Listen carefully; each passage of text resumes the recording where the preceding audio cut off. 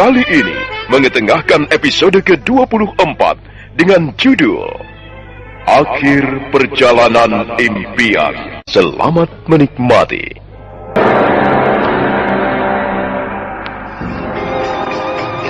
Kita tinggalkan kesibukan suami istri kepala desa yang sedang menyiapkan masakan demi santapan siang para tamu agungnya. Kini kita beralih pada pembicaraan di pendopo antara Prabu Jayanegara, Mapatih Aryatada, Bekal Gajah Mada, dan Brahmana Ratu Kuning. Di pendopo rumah kediaman kepala desa itu, tidak nampak Rakai Kembar dan Rakai Warak, karena keduanya tengah membantu kuda Parasuta melatih para pemuda desa dalam olah keprajuritan di halaman balai desa. Bagaimana dengan keadaan dan keamanan desa, Paman Tada?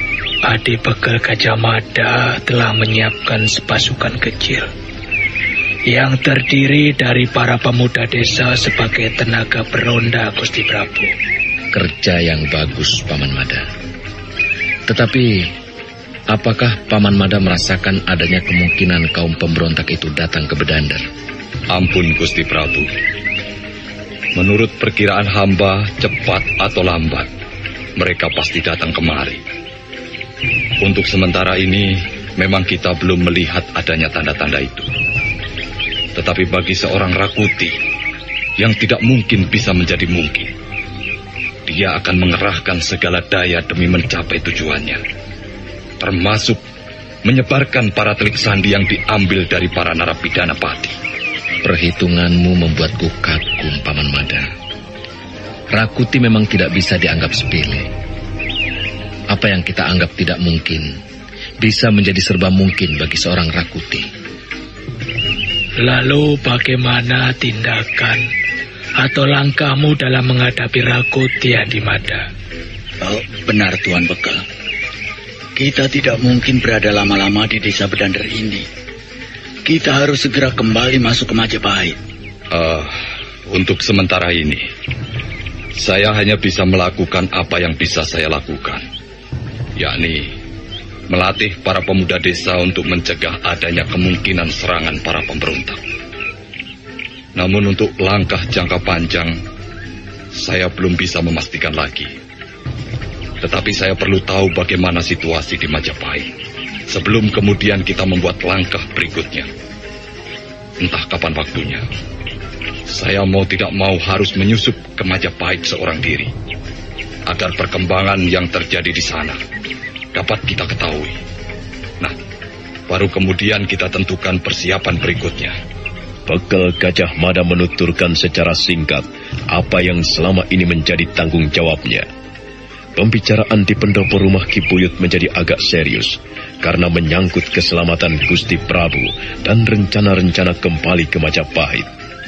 Siang yang cerah itu, semilir angin pegunungan menemani pembicaraan para pembesar kerajaan. Sementara itu di dapur, Ki Buyut dan Nyai Buyut sudah menyelesaikan masakannya untuk bersantap siang.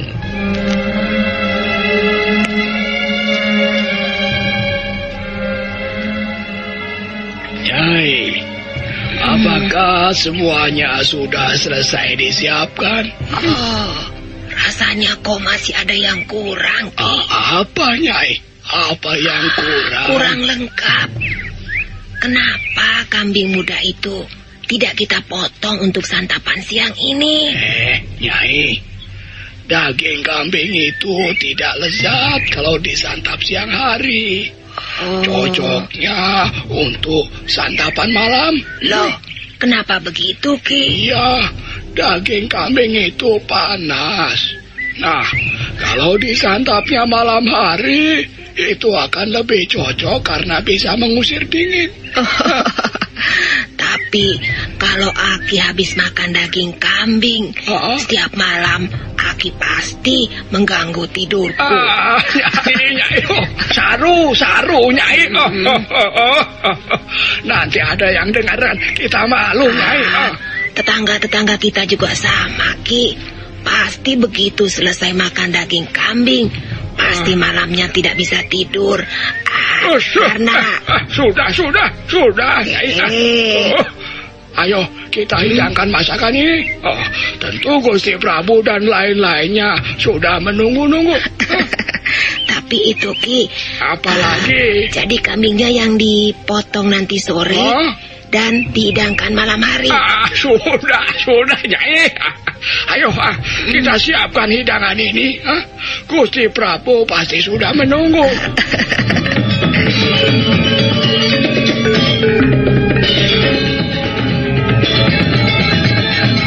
Ki Buyut dan Nyai Buyut lantas menyiapkan hidangan untuk bersantap siang.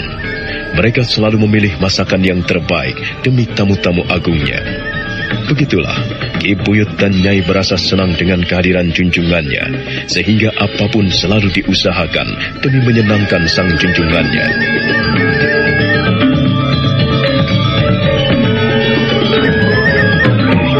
Siang itu, seusai santap siang, Prabu Jayanegara berkenan memanggil Ki Buyut dan Nyai Buyut. Semula pasangan suami istri itu merasa takut ditimbali Gusti Prabunya. Tetapi kuda Parasuta menghiburnya dengan kata-kata bahwa sang Prabu hanya ingin sekedar berbicara. Ayolah Ki Buyut, Gusti Prabu hanya ingin menyampaikan sesuatu. Aduh, Nyai, apakah ada masakanmu yang tidak berkenan pada Gusti Prabu? Perasaanku, semuanya kita masak dengan baik, Aki. Aduh, Nyai, jangan-jangan ada yang membuat perut Gusti Prabu sakit. Aduh, Aki. Tidak Ki Buyut. Gusti Prabu tak kurang satu apapun. Beliau hanya ingin berbicara langsung pada Aki dan Nyai. Iya. Mari, jangan sampai Gusti Prabu menunggu terlalu lama. Mari Ki Buyut, mari Nyai. Nanti dulu Tuan Parasuta.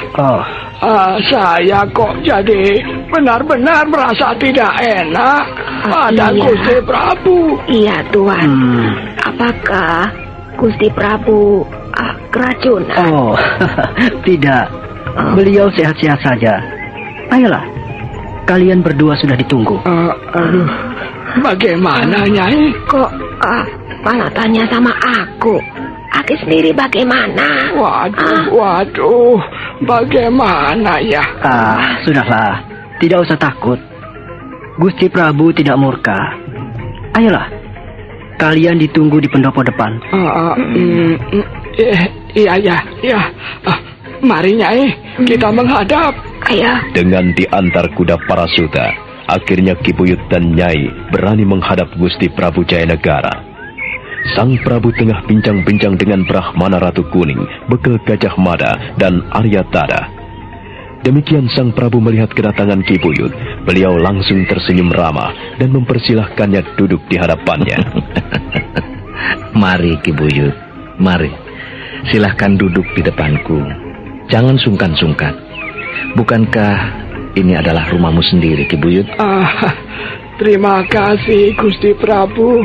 Sebelumnya, hamba dan istri menghaturkan sembah, Gusti. Sembahmu aku terima, Ki Buyut. Ampun, Gusti Prabu. Barangkali ada kelalaian hamba berdua, sehingga kami dipanggil. Tidak, Ki Buyut. Sama sekali tidak ada sedikit pun kelalaian pada kalian. Kalau begitu, ada apa, Gusti Prabu? Aku hanya ingin menyatakan terima kasihku yang tiada terhingga. Karena selama aku dan beberapa pembantu utamaku tinggal di berdua, selalu menghidangkan jamuan yang nikmat-nikmat. Ini tidaklah seberapa, Gusti. Karena memang sudah jadi kewajiban hamba berdua. Ki Buyut dan kau, Nyai Buyut. Hamba Gusti Prabu.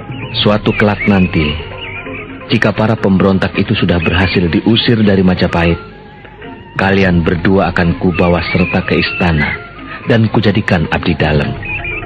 Ampun, Gusti Prabu. Bukan hamba berdua menolak dan membuat Gusti Prabu murka. Kiranya jika boleh memilih, kami berdua biarlah tetap tinggal menetap di Bedander ini, Gusti. Kau ini aneh, Ki Buyut. Semua orang akan senang menjadi abdi dalam, karena itu adalah suatu kehormatan. Tetapi Kalian berdua ini lain. Ampun Gusti Prabu. Hamba berdua lahir dan dibesarkan di tanah Bedander ini. Hamba berdua pun ingin mati di tanah tercinta ini. Terlebih warga di sini sudah mempercayakan hamba sebagai kepala desa di sini. Begitu. Ya, aku juga tidak mungkin memaksa. Aku bahkan merasa bangga dengan kesetiaan kalian pada tanah kelahiran yang subur ini. Tetapi untuk mengenang kebaikan warga desa Bedander dan juga sebagai ungkapan rasa terima kasihku kepada seluruh warga, maka kelak bila pasukan pemberontak berhasil ditumpas, di desa Bedander ini akan kubangun sebuah tugu peringatan, sebuah batu bertulis. Oh, terima kasih Gusti. Terima kasih atas kemurahan hati Gusti Prabu.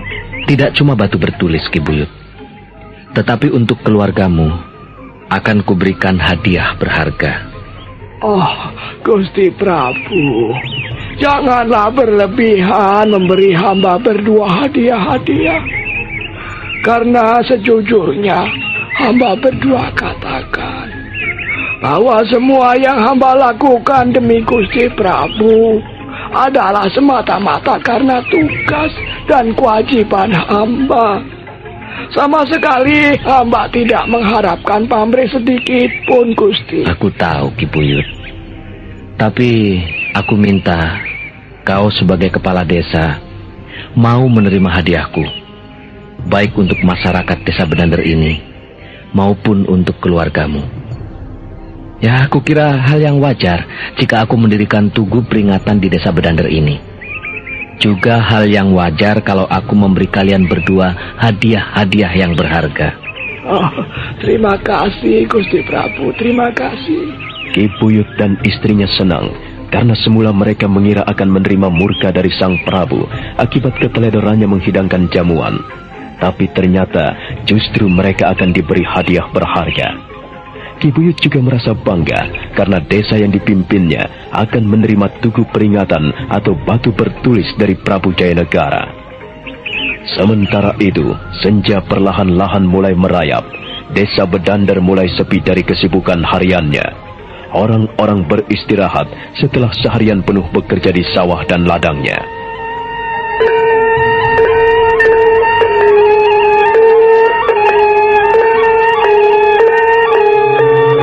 Desa Bedander ketika malam mulai turun, kesunyian berjalan seiring cengkrik dan serangga malam. Angin basah bertiup sepoi-sepoi. Beberapa rumah penduduk sudah memadamkan lampunya untuk memeluk mimpi.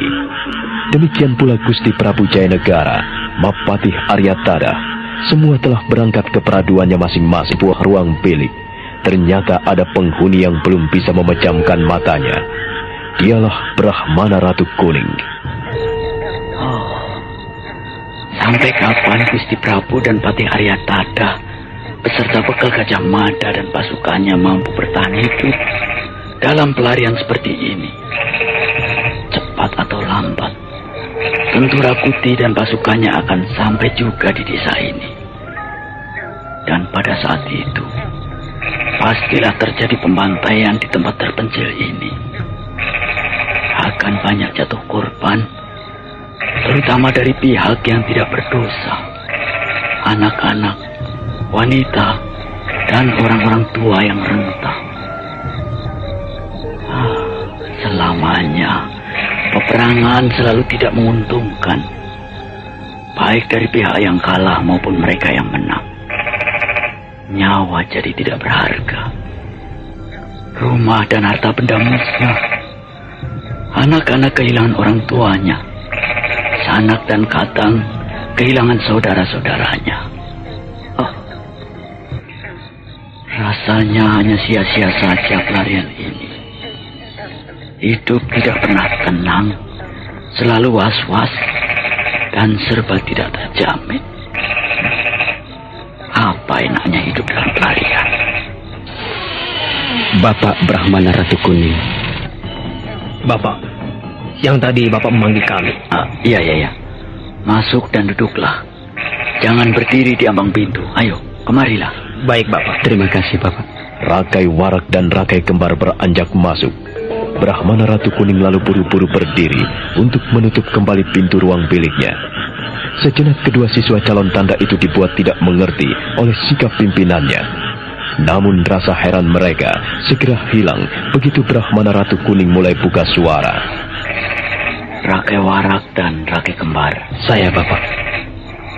Apa yang kira-kira kalian rasakan selama hidup dalam pelarian bersama Gusti Prabu? Saya hanya merasakan bahwa hidup sehari-hari kita menjadi begitu sempit, Bapak. Serba terbatas dan selalu was-was. Benar, Bapak. Seolah-olah setiap mata memandang kita penuh curiga. Tidak ada ketenangan sedikit pun, Bapak. Rasanya tangan ini selalu tidak bisa jauh-jauh dari gagang pedang, Bapak. Ya. Inilah risiko hidup dalam pelarian. Dan apakah kalian betah hidup terus-menerus seperti ini? Jelas tidak, Bapak. Bagus. Itu tandanya kalian masih manusia normal. Manusia yang ingin hidup bebas tanpa dibebani rasa curiga dan was-was. Dengan kata lain, kita hidup dalam keterbatasan dan keterkekangan. Hidup dalam penindasan. Setidak-tidaknya, penindasan yang berasal dari rasa ketakutan kita, rasa was-was kita, dan rasa gelisah kita yang tidak tahu sampai kapan akan berakhir. Maaf, Bapak. Apakah sebenarnya maksud Bapak Brahmana yang sesungguhnya? Benar, Bapak. Kami masih belum menangkap maksud dibalik ucapan Bapak Brahmana. Aku hanya ingin mengatakan bahwa pelarian ini hanyalah sia-sia saja. Malam merangkak tersendat-sendat. Bulan di langit biru tersenyum pucat. Angin mengalir semakin kencang. Serangga malam bercengkrama riang mengisi sepi. Di ruang biliknya, Brahmana Ratu Kuning masih bercakap-cakap dengan Rakai Kembar dan Rakai Warak. Bapak Brahmana Ratu Kuning, saya tidak begitu yakin Gusti Prabu akan mengizinkan kita keluar dari desa Benander ini. Terlebih mengingat jumlah yang ada. Tentu beliau keberatan dengan berkurangnya 3 orang pembantu dekatnya. Iya, Bapak. Saya sependapat dengan Rakai Warak. Saya kira Tuan Bekel Gajah Mada akan menghalangi niat kita. Apalagi kami berdua selama ini membantu Tuan Bekel melatih pemuda desa. Ya, memang benar.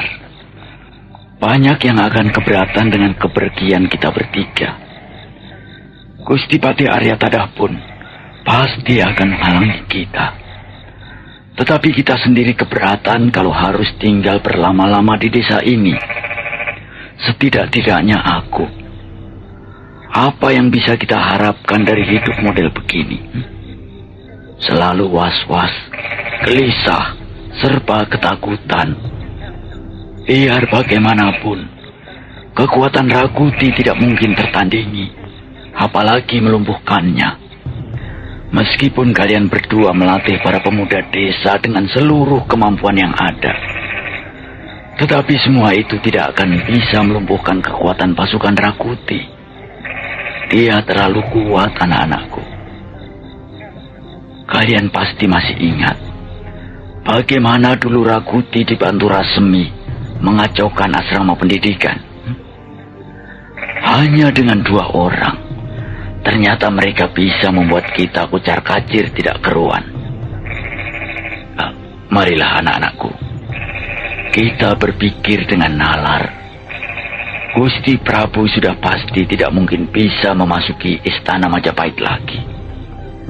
Karena kekuatan yang ada cuma berjumlah 15 prajurit.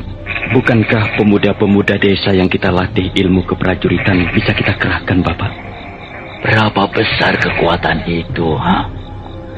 Bandingkanlah dengan pasukan Rakuti yang jelas sudah banyak pengalaman di medan pertempuran. Belum lagi, sekarang ini Rakuti pasti sudah dibantu beberapa punggawa tinggi kerajaan atau pejabat yang mulai membelot dan berkhianat. Rakai Kembar dan Rakai Warak hanya bisa diam terpaku mendengar penuturan pimpinan pendidikan itu. Mereka tak kuasa bicara apa-apa lagi. Mulut mereka rasanya terkunci rapat. Apa yang dituturkan pimpinan pendidikan calon tanda rasanya memang masuk akal. Apa artinya 15 prajurit pimpinan bekal Gajah Mada bila dibanding sekian ribu pasukan Majapahit yang kini berada di bawah kekuasaan Rakuti? Lalu Bapak, bagaimana rencana Bapak Brahmana untuk selanjutnya? Benar Bapak. Apakah malam ini juga kita akan menghadap Gusti Prabu? Tidak. Ini sudah terlalu larut malam. Besok malam saja kita menghadap Gusti Prabu. Saya masih tidak yakin, Bapak. Aku yang akan bicara. Kalian nanti diam saja.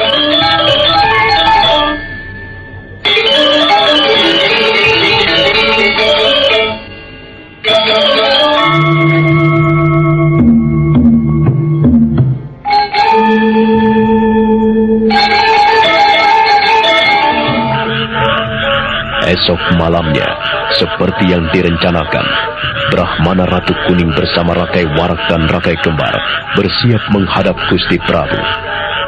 Brahmana Ratu Kuning akan tampil sebagai pembicara, sedang Rakai Kembar dan Rakai Warak hanya mendampingi saja. Gusti Prabu tengah berkumpul dan berbincang-bincang dengan Aryatada, bekal Gajah Mada serta kuda Parasuta yang baru saja selesai melatih pemuda desa. Kuda Parasuta melaporkan perihal tahapan latihan yang diberikan kepada para pemuda. Tak lama kemudian, Brahmana Ratu Kuning muncul bersama Rakai Warak dan Rakai Kembar. Ampun Gusti Prabu, jika kedatangan kami bertiga ini mengganggu pembicaraan. Kalian menghadap sekaligus bertiga. Ada apa Bapak Brahmana Ratu Kuning? Ampun Gusti. Kemarin malam kami bertiga bercakap-cakap tentang bagaimana seharusnya kita bertindak dalam mengatasi masalah kaum pemberontak. Bagus. Itu bagus sekali. Lalu? Hamba berikut Rakai Warak dan Rakai Kembar menarik kesimpulan bahwa dengan hanya menunggu dan terus menunggu, tanpa tindakan dan langkah yang nyata dan berarti, maka kedudukan kita di desa Bedander ini akan semakin lemah. Semakin lemah bagaimana maksud Tuan Brahmana? Begini Tuan Bekal Gajah Mada. Sementara kita asik sendiri melatih dan terus melatih para pemuda desa, tetapi kita sendiri tidak tahu apa dan bagaimana kekuatan lawan. Ini sama artinya kita hanya berpuas diri. Nah, rasa puas diri semacam ini membahayakan kedudukan kita sendiri, karena kita membuta tuli terhadap perkembangan situasi, terutama yang sedang terjadi di lingkungan Majapahit. Tuan Brahmana Ratu Kuning, apakah Tuan bermaksud akan membicarakan pengiriman telik sandi? Betul Gusti Patih. Karena hanya dengan mengirim telik sandi, kita baru bisa mengetahui seberapa jauh kekuatan musuh dan sejauh mana kekuatan yang telah kita susun kembali. Bagus. Memang kita harus tahu perkembangan situasi yang terjadi di Majapahit. Sekaligus juga untuk mengetahui seberapa banyak orang-orang yang telah membelot kepada Rakuti. Itulah yang hamba maksudkan Gusti Prabu. Karena menurut pertimbangan hamba, tentulah sekarang ini ada para penggawa tinggi atau pejabat kerajaan yang sudah tidak setia terhadap Gusti Prabu hanya karena takut kehilangan pangkat dan kedudukan. Dan Rakuti pastilah memanfaatkan situasi ini, Gusti. Lalu apa pertimbanganmu, Tuan Brahmana? Saya, Rakai Kembar serta Rakai Warak berniat pergi ke Majapahit untuk menyelidiki keadaan. Itu tindakan yang tidak bijaksana. Bagaimana mungkin Tuan beserta Rakai Warak dan Rakai Kembar akan meninggalkan desa ini hanya karena alasan untuk menyelidiki keadaan Majapahit? Benar, Tuan Brahmana. Hendaknya Tuan lebih memperhatikan keadaan kita di sini yang hanya memiliki kekuatan 15 prajurit dibanding kepergian Tuan bertiga ke Majapahit. Apa yang bisa diharapkan atas kepergian Tuan bertiga. Di desa Bedandar ini, justru kita harus seiring sejalan, seia sekata, dan jangan sampai di antara kita memisahkan diri meski itu bertujuan baik, Tuan Brahmana. Tujuan baik akan mendapatkan hasil yang baik juga, selama tujuan yang hendak dicapai itu sejalan dengan pertimbangan dan kebijaksanaan Gusti Prabu. Ampun, Gusti Prabu. Bagaimana menurut hemat Gusti Prabu sendiri? Iya. Memang selayaknya jika semua keputusan dan langkah-langkah yang akan kita ambil sesuai dengan kebutuhan. Kita memang butuh keterangan tentang seberapa jauh kekuatan yang sekarang ini ada pada Rakuti. Tetapi kita juga harus ingat bahwa jumlah kita di sini sangat terbatas sekali. Hendaknya kita semua selalu ingat, jika satu persatu di antara kita memisahkan diri, itu sama artinya perlahan-lahan Kropos itu mulai menggerogoti kita. Ampun, Gusti Prabu. Hamba sependapat dengan apa yang Gusti Prabu sampaikan. Kita memang tidak boleh hancur dari dalam, sebab ini sangat membahayakan mental para prajurit kita, juga para pemuda desa yang sekarang ini sedang kita gembleng sebagai kekuatan pertahanan. Apa artinya kita hanya dengan kekuatan 15 prajurit, ditambah tenaga-tenaga muda dari warga desa? Itu semua tidak akan menolong banyak. Sedangkan kekuatan Rakuti sudah jelas jauh di atas kita. Tetapi jika kekuatan Rangga intai dari jauh, besar kemungkinan kita mampu menilai kekuatan yang sedang kita persiapkan. Paman Mada, selaku pimpinan pasukan penyelamat, bagaimana menurut Paman Mada? Ampun, Gusti Prabu. Menurut hamba, hal yang disampaikan Bapak Brahmana Ratu Kuning bukan jaminan kita untuk bisa mengetahui kekuatan pasukan pemberontak dan menyusun kekuatan sendiri. Sebab menurut hamba, adalah lebih baik jika kita mempersiapkan diri sematang mungkin dari dalam. Pengiriman telik sandi ke Majapahit hanya akan memperkeruh situasi dan membahayakan kita sendiri. Terlebih, apabila telik sandi yang kita kirim itu tertangkap musuh. Benar, Adipakal. Kita memang tidak mengharapkan telik sandi yang kita kirim tertangkap hidup oleh pasukan pemberontak. Itu memang akan membahayakan kedudukan kita di sini. Lain dari itu, 15 prajurit ditambah kuda parasuta, saya sendiri dan Gusti Patih, lalu Tuan Rakewarat, Tuan Rake Kembar, serta Tuan Brahmana Ratu Kuning. Jumlah ini jelas hanya 21 orang. Kelompok kecil ini bagi saya sudah merupakan satu ikatan. Dan bila ikatan itu terlepas, sama halnya dengan sapu lidi, dia akan buyar tak tentu arah. Bagi saya, hal ini sangat membahayakan. Jadi dengan kata lain, Gusti Patih dan Tuan Pekel tidak setuju pendapat saya? Ya, jelasnya begitu, Tuan Brahmana. Apakah Tuan Pekel tidak mempertimbangkan bahwa keadaan semacam ini hanya membuang waktu secara percuma? Tidak ada yang percuma, Tuan Brahmana. Karena keberadaan kita di sini luput dari pengejaran pasukan pemberontak. Kecuali bila salah satu dari kita tertangkap untuk kemudian berkhianat. Tuan Pekel menuduh kami. Sabar. Saya bukan menuduh. Saya hanya mengatakan kecuali. Kecuali itu tidak jauh artinya dari umpama, misal, seandainya, dan sebagainya. Jangan berdalih di balik kata-kata. Saya sama sekali tidak berdalih, Tuan Brahmana. Sudahlah. Jangan berdebat tidak karuan. Aku tidak mau ada perselisihan di antara kita.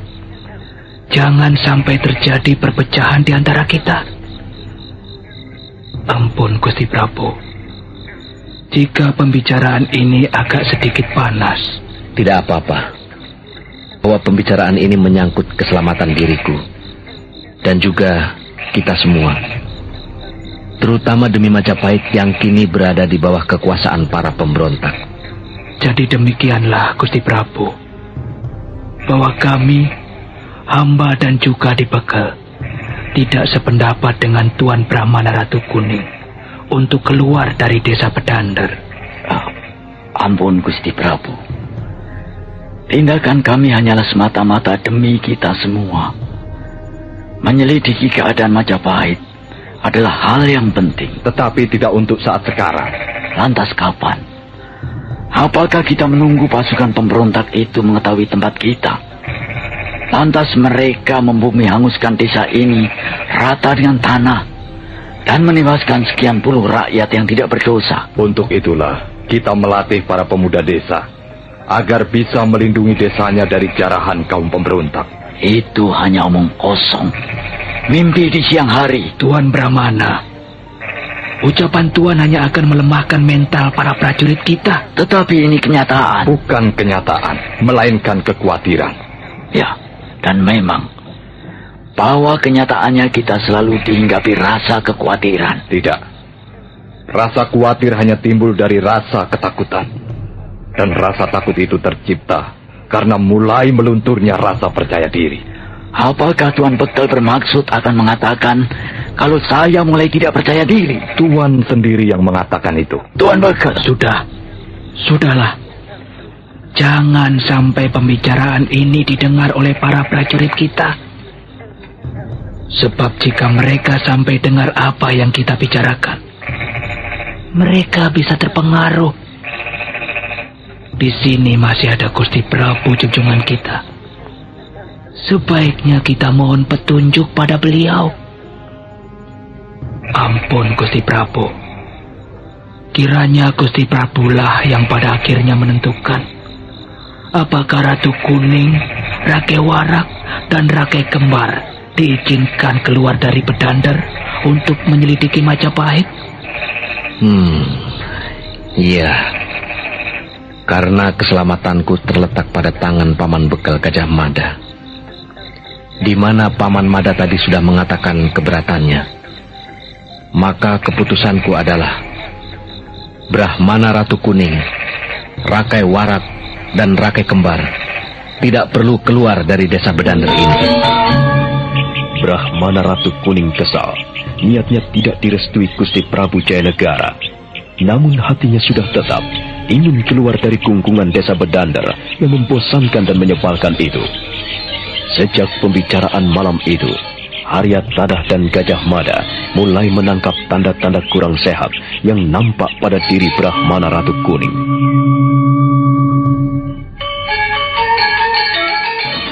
Sepertinya Brahmana Ratu Kuning tidak puas dengan pembicaraan kemarin malam. Ya, biarlah Kakang Patih. Itu haknya untuk tidak puas. Tetapi juga hak kita melarang siapapun keluar dari desa Bedander. Adipeka, apakah ada langkah-langkah selanjutnya untuk mengawasi dia? Brahmana Ratu Kuning harus terus diawasi. Sebab jalan pikirannya bisa meracuni para prajurit kita. Begitu halnya Rake Kembar dan Rake Warak. Mungkinkah Rake Warak dan Rake Kembar terhasut oleh ucapan dan jalan pikiran Brahmana Ratu Kuning, Adik? Ya, saya kira begitu, Kakang. Karena bagaimanapun juga, mereka adalah murid-murid pendidikan calon tanda. Sudah pasti keduanya akan tunduk kepada pimpinannya. Tapi pimpinan di sini adalah kau, Dik. Tidak ada dua pimpinan dalam pelarian ini. Ya, memang betul, Kakang. Oleh sebab itulah, kita harus terus mengawasi setiap gerak-gerik mereka bertiga. Jangan lengah.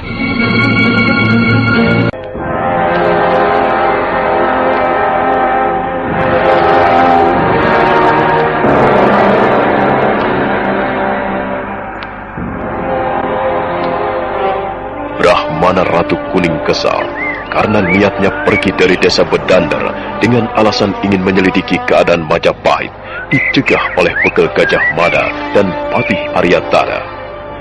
Dengan demikian, Gusti Prabu pun tidak mengizinkan mereka keluar dari desa Bedander.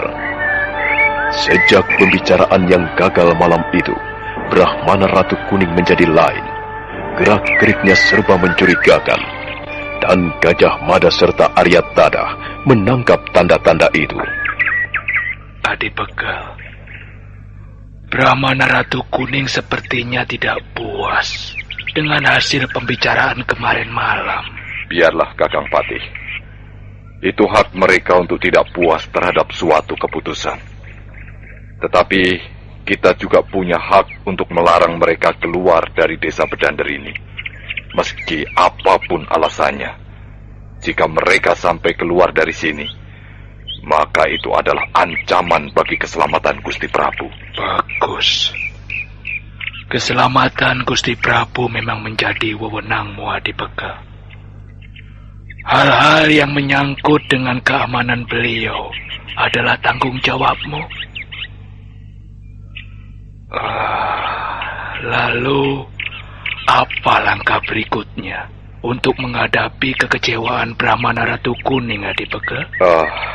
Tetap awasi mereka bertiga. Aku akan minta kepada Kuda Parasuta untuk lebih ketat memperhatikan segala gerak-geriknya. Situasi seseorang di dalam keadaan kecewa bisa membahayakan kita semua, Kakang. Karena dia akan berbuat apa saja demi melampiaskan rasa kecewanya itu. Begitu pula dengan Rakai Warak dan Rakai Kembar. Dua orang itu pastilah sudah terhasut oleh jalan pikiran Brahmana Ratu Kuning.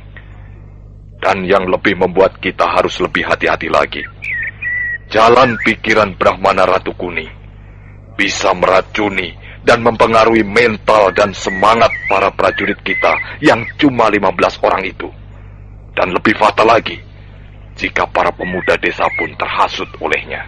Ya, kukira semua ini tergantung pada kebijaksanaan dan keputusanmu, Adipeka. Sebab Gusti Prabu telah mempercayaimu sebagai pimpinan pasukan penyelamat raja.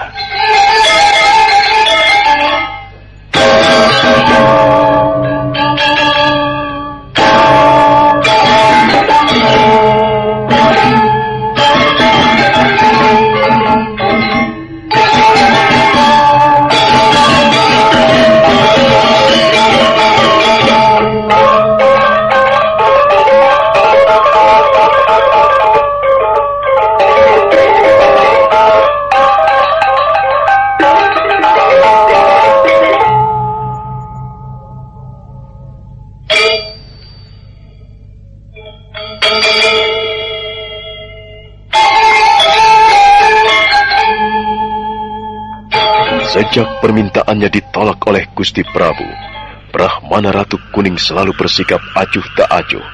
Hatinya sudah tetap ingin meninggalkan desa Bedander. Dia sudah tidak tahan hidup mengikuti Jayanegara dalam pelariannya. Suatu malam, dia kembali memanggil Rakai Warak dan Rakai Kembar ke biliknya. Kedua siswa pendidikan calon tanda itu sudah bisa menduga apa yang sekiranya akan disampaikan oleh bapak pimpinannya itu.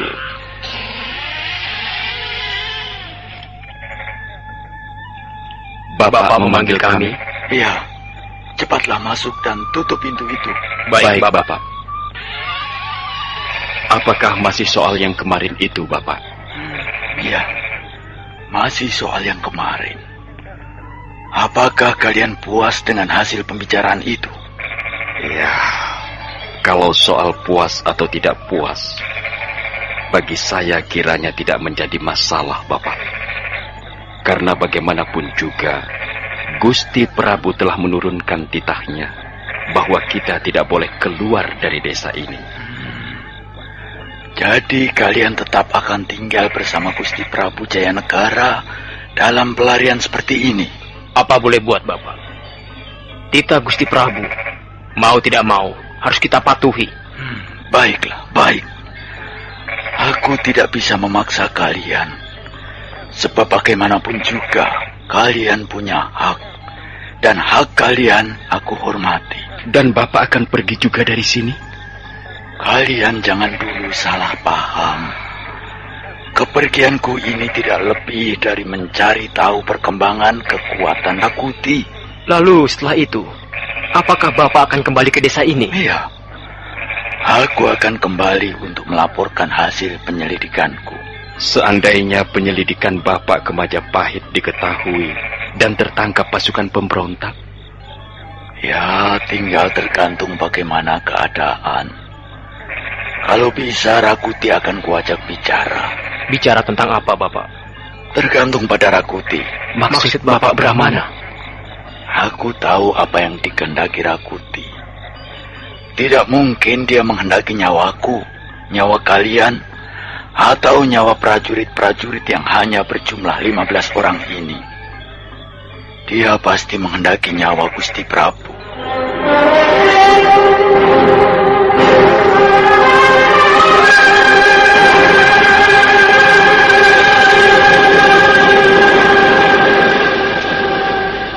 apakah Bapak bermaksud menyerahkan Gusti Prabu kepada Rakuti? Iya, Bapak. Apakah Bapak akan kembali kemari dengan sepasukan prajurit Rakuti, lalu menjarah desa ini dan mendusta nyawa Gusti Prabu? Itu kalau aku tertangkap dan dipaksa untuk mengatakan di mana Prabu Jayanegara berada. Tetapi jika aku tidak tertangkap, aku pasti kembali dengan membawa keterangan tentang seluk-beluk kekuatan pasukan pemberontak. Rakai Kembar dan Rakai Warak terpana atas ucapan Bapak pimpinan calon tanda itu. Kedua siswa pendidikan itu tak bisa bicara apa-apa. Mereka hanya menunduk menatap lantai bilik. Hatinya kacau, pikirannya semrawut. Malam semakin sepi dan dingin. Cengkrik dan katak saling berlomba mengisi keheningan suasana. Beberapa saat lamanya ketiganya saling membisu. Namun sebentar kemudian, Brahmana Ratu Kuning memecah kebisuan di antara mereka. Rakai Warak dan Rakai Kembar. Iya, Bapak Brahmana Ratu Kuning. Kalian memang sebaiknya tetap tinggal di sini. Biarlah aku seorang diri saja masuk ke Majapahit. Seandainya nanti mereka tanya kemana aku pergi, katakan saja, kalian tidak tahu apa-apa. Tetapi mereka pasti masih mencurigai kami berdua, Bapak. Mereka mungkin tetap mencurigaimu. Tetapi bila tuduhan itu kurang pembuktian, mereka akan malu sendiri. Bapak, apakah tidak ada jalan lain lagi untuk mengatasi masalah ini? Tidak, Kembar. Aku sudah bertekad meninggalkan tempat ini dan pergi ke istana Majapahit. Kalian tetaplah di sini. Kalian tunggu saja hasil pertemuanku dengan Rakuti. Apakah malam ini juga Bapak akan berangkat? Aku tidak bisa menunggu sampai matahari terbit. Malam ini juga aku akan berangkat. Begitu Gusti Prabu beranjak ke peraduannya, bekal Gajah Mada terlelap dan Patih Aryatadah mendengkur, maka aku akan segera pergi dari pondok ini. Bapak, apakah kami boleh mengantar Bapak sampai di batas desa? Iya, Bapak. Izinkan kami mengantar sampai di perbatasan tepi desa, Bapak. Ya, kalau kalian tidak berkeberatan. Tidak, Bapak. Justru kami senang bisa mengawal Bapak Brahmana sampai di batas desa ini. Iya, Bapak. Kami khawatir Bapak mengalami hambatan selama di perjalanan menuju luar desa ini. Baiklah. Dan terima kasih atas perhatian kalian. Sementara ini kita istirahat saja dulu, sambil menunggu mereka semua terlelap. Baik, Bapak. Rakai Warak dan Rakai Kembar lalu beranjak meninggalkan bilik Brahmana Ratu Kuning. Setengah mengendap-endap, keduanya kembali ke ruang bilik masing-masing untuk istirahat sekedarnya, sambil menunggu ketukan pintu dari Brahmana Ratu Kuning. Sepeninggal Rakai Warak dan Rakai Kembar, pimpinan pendidikan calon tanda itu tidak segera memejamkan mata. Dia takut ketiduran dan rencananya akan batal. Aku tidak boleh tertidur. Malam ini juga aku harus menuju istana untuk bertemu Rakuti. Tentu dia akan senang kalau kedatanganku membawa berita tentang persembunyian Prabu Jayanegara. Dengan begitu, nyawaku akan lolos dari ancaman. Dan tentunya Rakuti akan memberiku pangkat kedudukan yang lebih tinggi lagi daripada hanya sebagai pimpinan pendidikan calon tanda.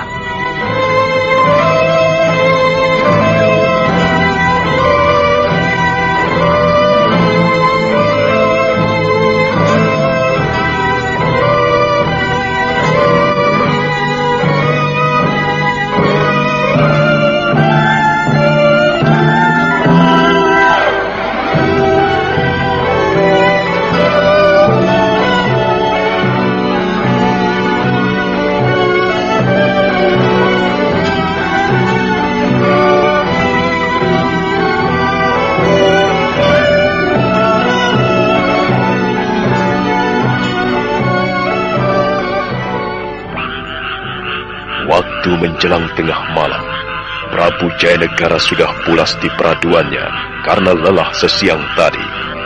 Mapatih Aryatadah pun telah terlelap. Kuda Parasuta dan Gajah Mada baru saja masuk ke ruang bilik pribadinya. Brahmana Ratu Kuning membuka pintu bilik. Matanya ditebarkan ke seluruh ruangan. Nampaknya keadaan sudah aman. Berjingkat-jingkat dia melangkah menghampiri bilik Rakai Kembar dan Rakai Warak. Sesampainya di sana, Brahmana Ratu Kuning mengetuk pintu. Kedua siswa pendidikan calon tanda itu langsung membuka pintu dan mengikuti langkah pimpinannya.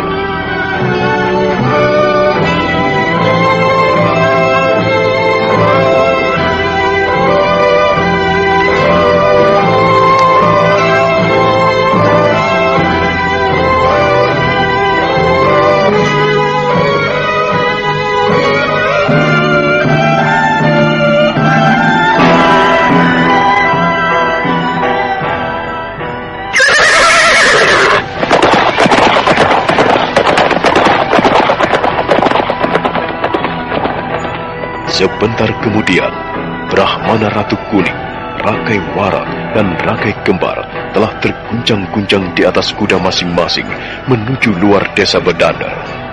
Malam masih menebarkan sepi. Bulan hanya separuh tergantung di langit biru. Kabut dingin mengurung pemandangan. Tidak berapa lama kemudian, ada seorang penunggang kuda menyusup malam. Dipacunya kuda itu cepat-cepat.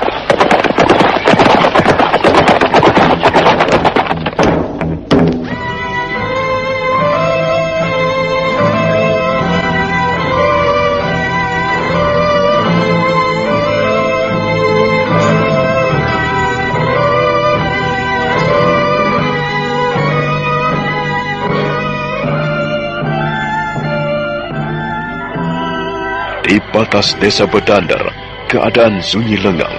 Hanya serangga malam dan jengkrik saling bersahutan mengisi kesunyian. Dari jauh, terdengar derap 3 ekor kuda mendekat.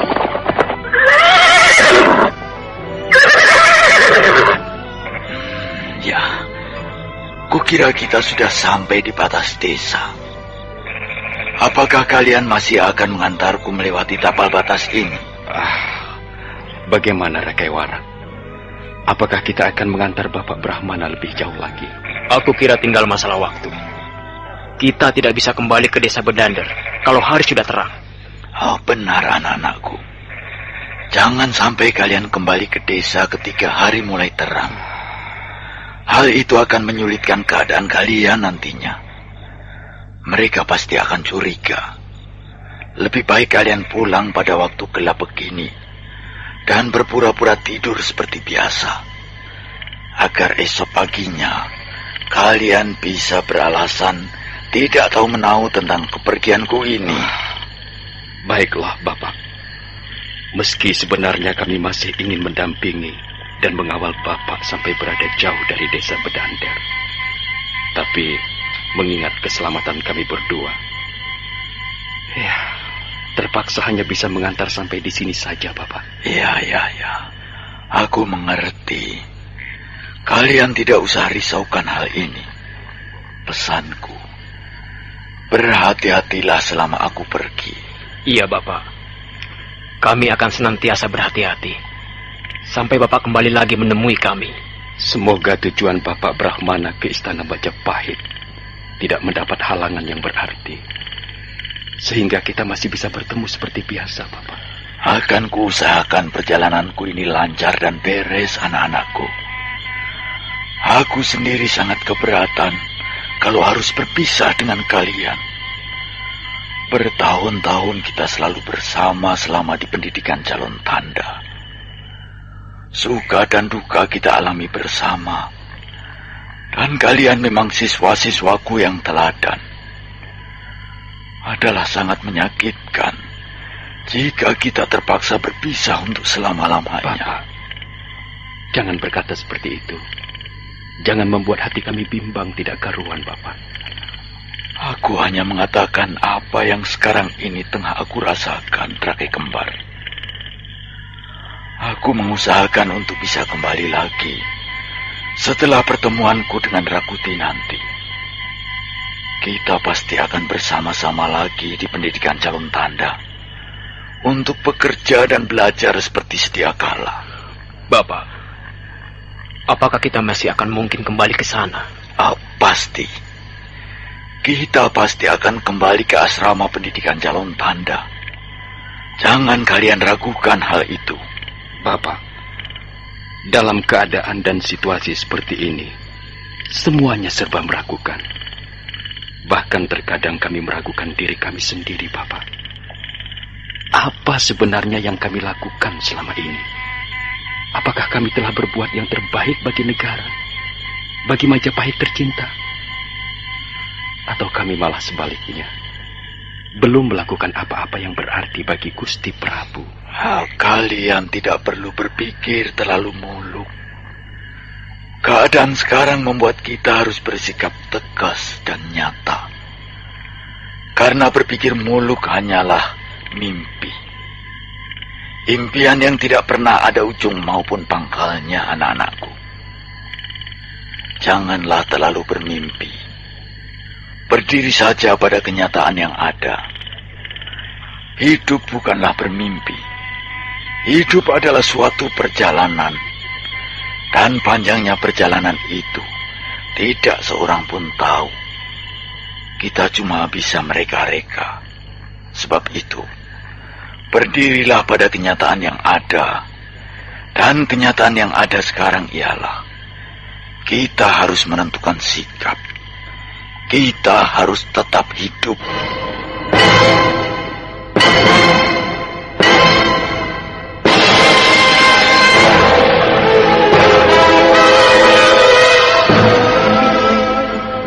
Nah, anak-anakku, Rakai Warak dan Kembar, kukira kita sudah terlalu lama berbincang-bincang di batas desa ini. Sebelum hari menjadi terang, segeralah kembali ke desa, agar tidak timbul kecurigaan pada diri kalian. Baiklah, Bapak. Berhati-hatilah selama perjalanan. Semoga perjalanan itu sesuai dengan harapan. Dan kita bisa bertemu serta berkumpul lagi, Bapak. Terima kasih, anak-anakku. Aku pergi sekarang. Iya, Bapak! Bapak Brahmana Ratu Kuning! Saya melihat sesuatu di atas pohon itu. Jangan dulu beranjak, Bapak. Oh, siapa Tuan? Nampaknya Tuan menguasai betul wilayah desa Bedandar ini. Katakanlah, siapa diri Tuan sebenarnya? Mengapa tiba-tiba Tuan muncul bagaikan hantu malam? Oh, anak-anakku. Oh, mengapa tiba-tiba di hadapan kita muncul sesosok tubuh manusia tinggi besar? Dia betul-betul bagaikan hantu malam menembus kegelapan. Mumpung hari belum lagi terang, segeralah kalian kembali ke desa Bedandar. Jangan sampai seorang pun melihat kita di sini. Nanti malah merepotkan kalian. Baiklah, Bapak. Berhati-hatilah selama perjalanan. Semoga perjalanan Bapak tidak mendapat halangan dan selamat sampai di Istana Majapahit. Semoga Bapak Brahmana segera kembali dan berkumpul kembali seperti sedia kala. Terima kasih, anak-anakku. Aku berangkat sekarang. Bapak, tunggu dulu. Saya melihat sesuatu di atas pepohonan itu. Tunggu, Bapak. Oh, siapakah Tuan? Tampaknya Tuan kenal betul daerah ini. Ayo, Katakanlah, siapa dirimu? Mengapa tiba-tiba kau menghadang jalan Bapak Brahmana Ratu Kuning? Anak-anakku, siapa sosok tinggi besar dan kekar itu? Mengapa tiba-tiba muncul bagai hantu malam di depan kita? Cepat hadapi dia, biar aku bisa melanjutkan perjalananku. Ayo anak-anak. Tenanglah Bapak, kami akan menghadapinya, agar Bapak Brahmana bisa meneruskan perjalanan. Bagus. Ayo rakai kembar, jangan diam saja. Bapak, sepertinya saya mengenal sosok itu. Mengapa kalian diam saja? Apakah kehadiranku membuat kalian terkejut? Tuan Bekal Gajah Mada.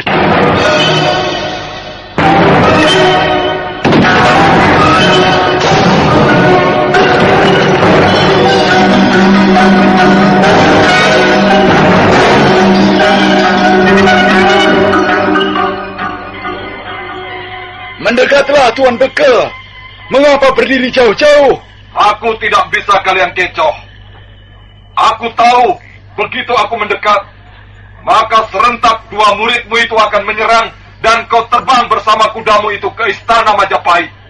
Jangan sembarangan bicara, Tuan Bekal. Tuduhan tanpa bukti akan menjatuhkan wibawa Tuan sendiri. Apakah Tuan sendiri tidak menjatuhkan wibawa Tuan dengan cara seperti ini? Sudahlah Tuan, tak perlu berbasa-basi lagi. Saya tahu betul siapa Tuan dan apa tujuan Tuan. Tuan Bekal Gajah Mada, hendaknya Tuan tidak perlu mencampuri urusan kami. Aku pimpinan di wilayah ini. Aku bertanggung jawab penuh atas keselamatan Gusti Prabu. Siapapun yang keluar masuk wilayah Bedander sudah sepantasnya melalui persetujuanku.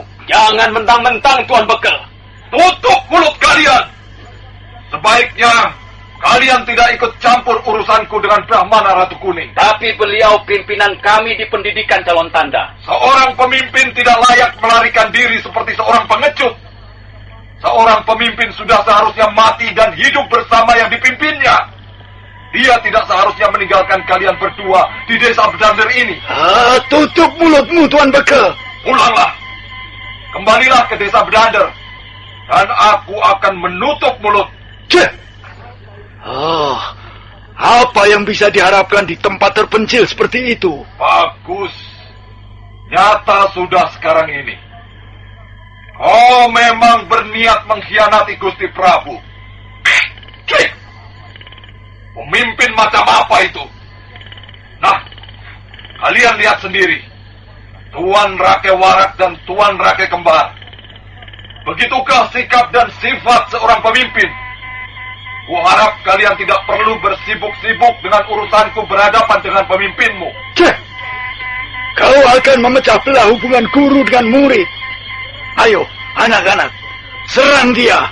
Tutup mulutnya yang lancang.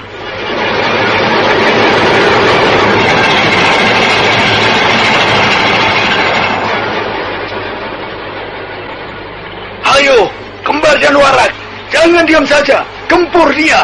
Hancur lumatkan tubuhnya. Ayo, raja-raja dia. Ayo.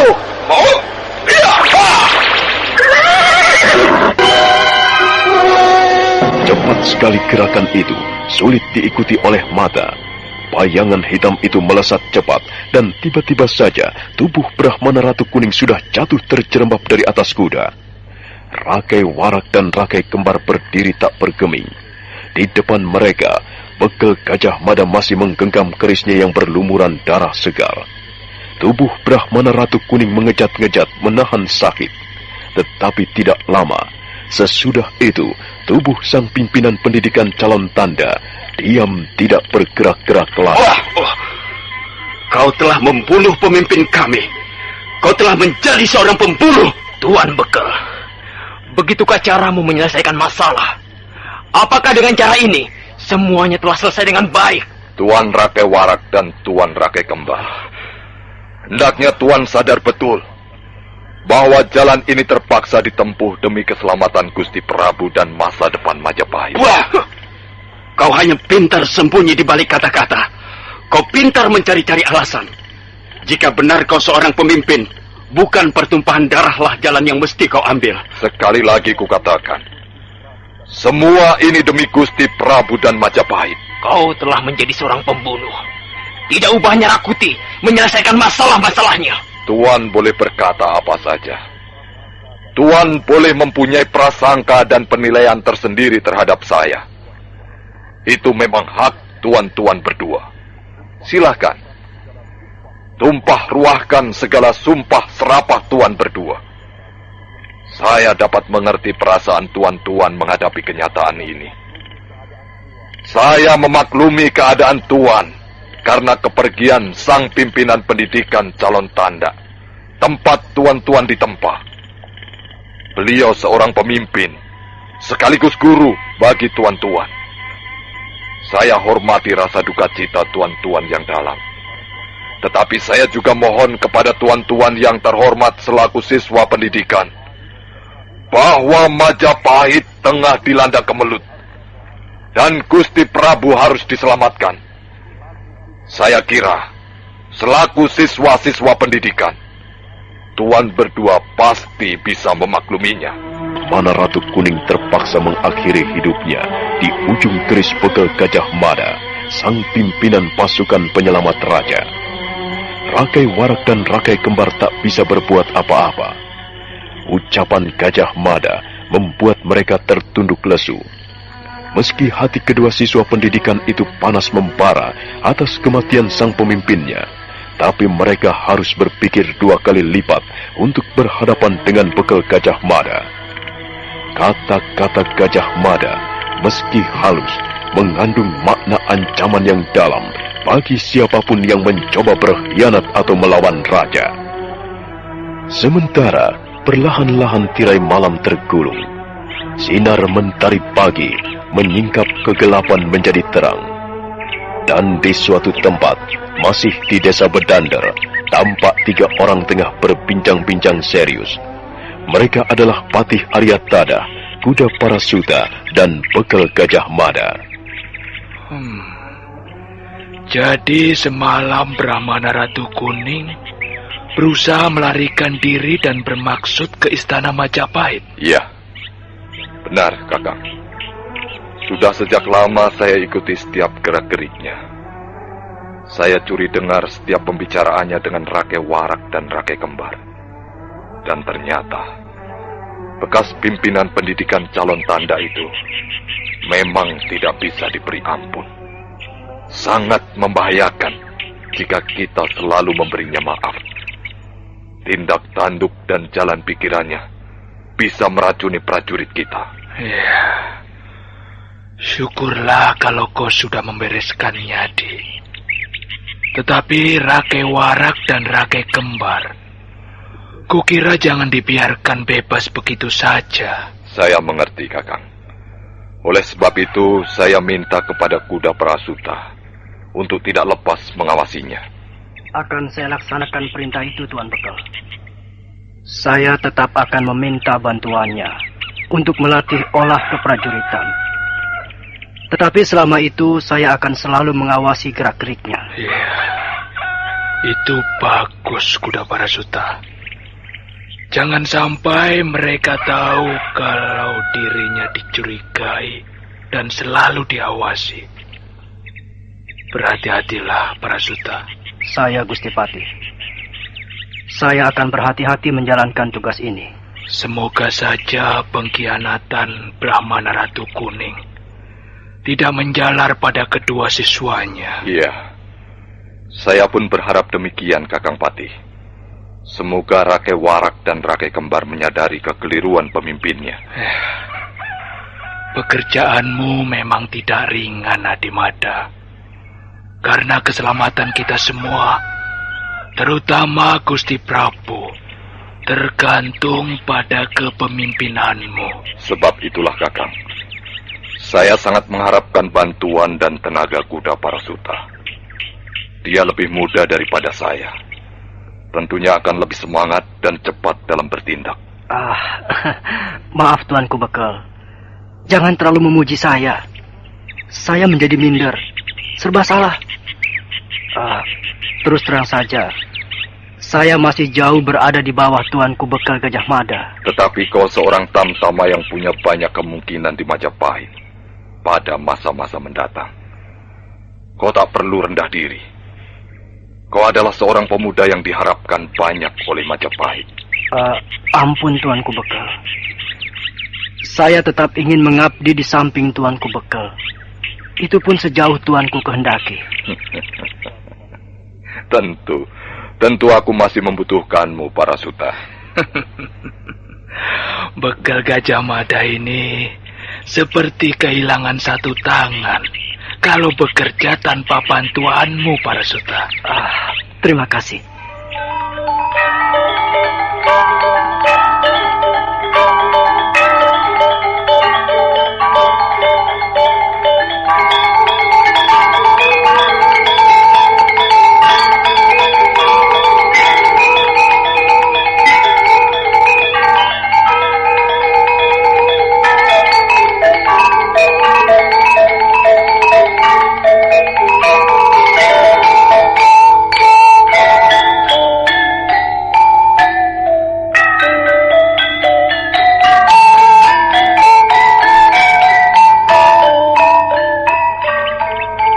Kita tinggalkan desa Bedandar yang punya tanggung jawab besar terhadap keselamatan sang junjungannya, Gusti Prabu Jayanegara.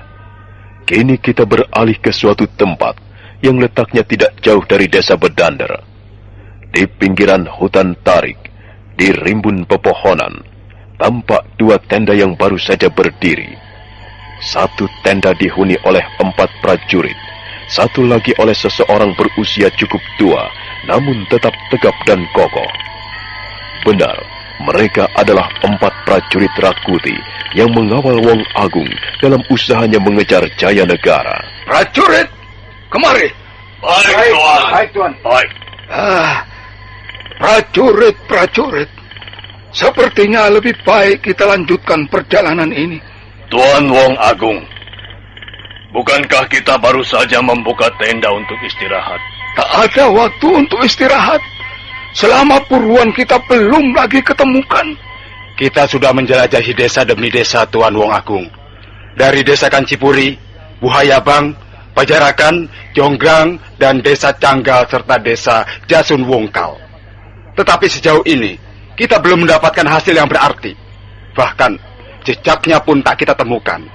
Lawa Garwita, kau seorang prajurit. Tidak pada tempatnya kau mengeluh seperti itu. Seorang prajurit harus berjiwa pantang menyerah. Maafkan kami, Tuan Wong Agung.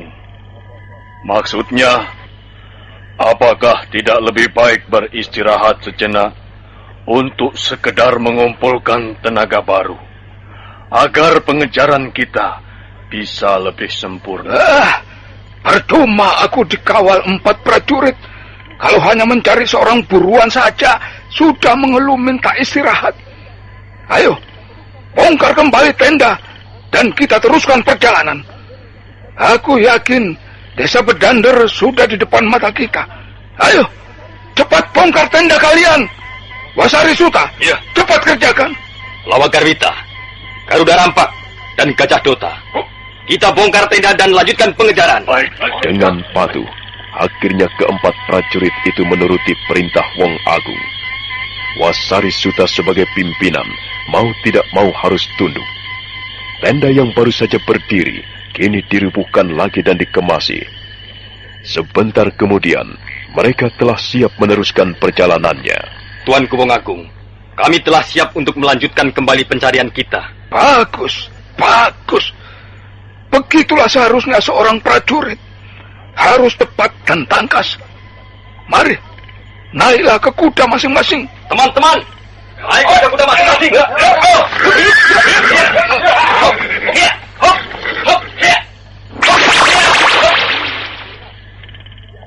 Kakang Suta, lihat. Di antara pohon-pohon itu, ada bayangan hitam berlompatan.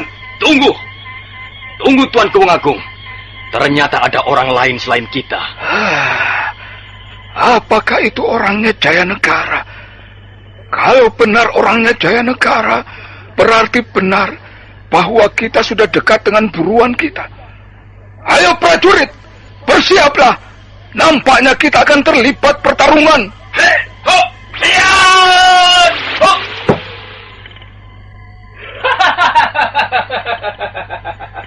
Maaf, kalau kehadiranku mengganggu perjalanan kalian. Siapa Tuan sebenarnya? Dan mengapa menghadang perjalanan kami? Katakanlah, siapa Tuan? Dan apa kemauan Tuan sebenarnya? Setelah itu jangan ganggu kami. Bukankah kita tidak pernah berurusan sebelumnya? Ayolah Tuan, bicaralah. Hati-hati. Kukira dia pastilah mata-mata Jaya Negara. Ayo, kurung dia dan tangkap. Jangan dibunuh, agar kita bisa mengorek keterangan dari mulutnya. Ayo, serang dia. Kawan-kawan, kurung dia dan tangkap hidup-hidup. Ayo.